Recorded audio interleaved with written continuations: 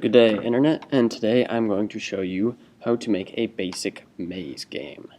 So, to start, we will go into Blender Game, X to delete our default cube, and add a mesh plane. Now, we are going to delete our light and move our camera to layer 2, M2. And now, I'm going to view from the top and right click my plane, size it up 30. That should be pretty good. So now tab into edit mode, hit W, subdivide, and go over to number of cuts, and we want it to be 12. Now with Blender, you can't just right click up to 12 or hit enter up to 12. You have to manually type into 12 because it stops at 10 otherwise. So now, to make the walls for a maze, go into face selection mode, hit A to deselect, and hit C for the selection tool to pop up. And I'm just going to choose 3 walls, or 3 sides of my plane to have as boundary walls. And then on the 4th side, I'm going to choose all but 2 and select those to be another boundary wall.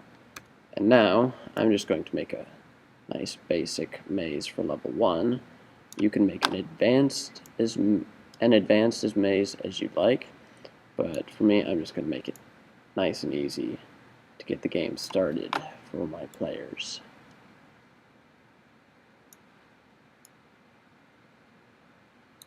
And if you accidentally select too much, just use middle mouse button to deselect it. So now that we have that, we want to hit E5, and now we have our walls. Nice looking walls, aren't they? So, don't tab back into object mode yet, because what we want to do is add colors to our maze. So what I'm going to do is hit new, and then hit the plus button, and hit new again. Now the second material will be the top of our walls. I'm going to make the top of my walls black, and then I'm going to assign it. And then the first color, I think I'm going to choose blue, but if you want a different color, that's perfectly fine. So I have blue. Maybe lighten it up a bit though. There we go. It's a nice blue color. And now go ahead and hit tab into object mode. So now we have our maze. So we need a character. So I'm going to hit Shift A, Mesh Cube, and bring it over to the beginning of my maze. And then bring it up. It can be floating. We'll fix that later. So there we go. We have our character. And I'm going to give it a nice color. I'm going to make it a red color.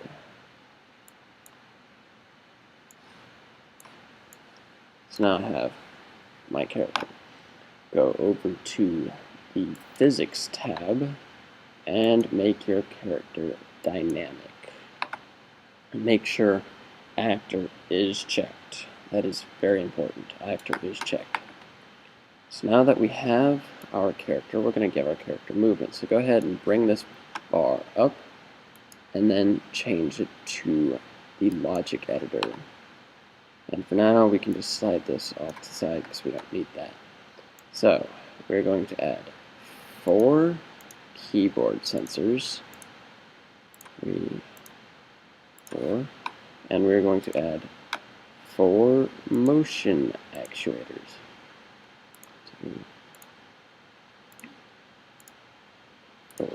Alright, so now, we are going to name them the key that we are going to be clicking. So this is going to be, for me, WASD is what I'm going to use for movement. If you want to use the arrow keys, that's fine. So I'm going to name that one W, and then where it says key, you click and hit W. So now we can just minimize that, and we know it's the W key.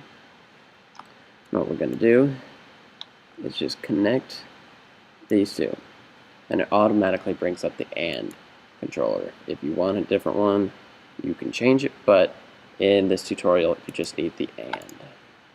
And we're going to change it so that on the Y-axis, that's the green one here, we move forward. So Y, and we're going to test this, so hit P, and then hit W, and we move forward. So that's good. Now we can just minimize this. On this one, S, S, and since on W it was positive Y, we need negative, oh, not rotation, negative Y on location. And on this one we want A to turn left, and bring it over, and on this one we want rotation on the Z, and I think it's positive 1, but we may have to change that later. We'll test in just a second. And on this one we want D, and we want rotation on the negative Z, and connect these. So now we should have our movements. Let's see how well they work. Yep, works pretty good. Alright, so now that we have that, we can bring our camera in. So right click the camera, move to layer 1. Now go ahead and hit view camera, and then go up here, hit the plus button. Oh, that's way too big. And change the rotation on the X to 0 and on the Z to 0. And then go ahead on location, change Z to 20, and hit G, Y, G, Y, and then G, X,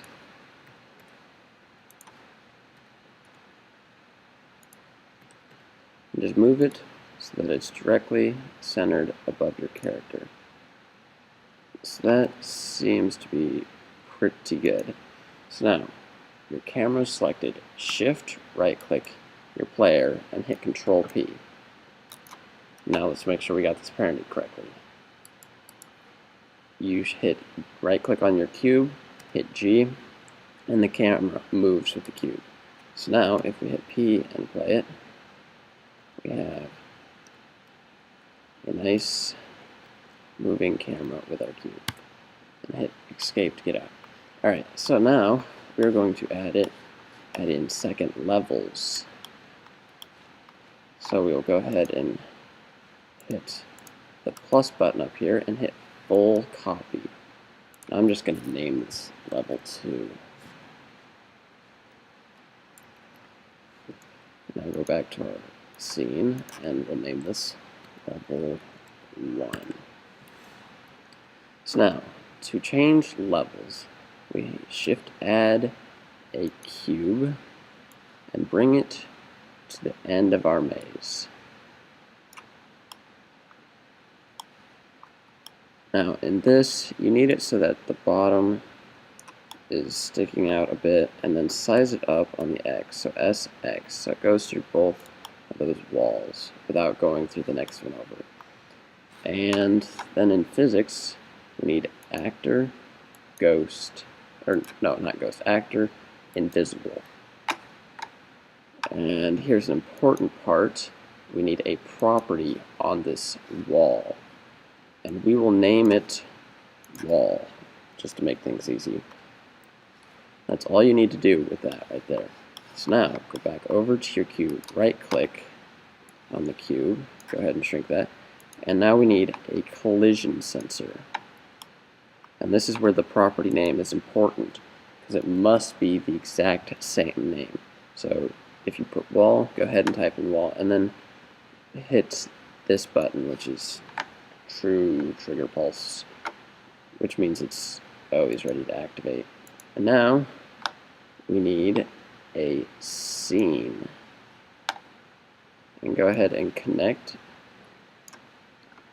and change this to set scene, level 2. Go ahead and minimize these. And there's one more thing we're going to do. We're going to right click the camera, add an always, and we're going to need another scene, but we're just going to set it as the active camera.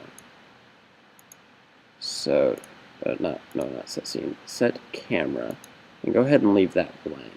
So now, whenever we play it, it'll automatically set the camera as the active camera. So now if we play our game, this is a very basic maze game. If you want to make your maze more advanced, that is up to you. And probably in later tutorials, I will show how to add enemies and possibly add weapons to make this a more advanced game.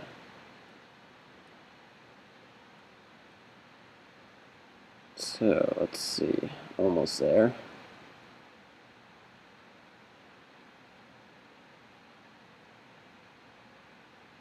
Down the last stretch.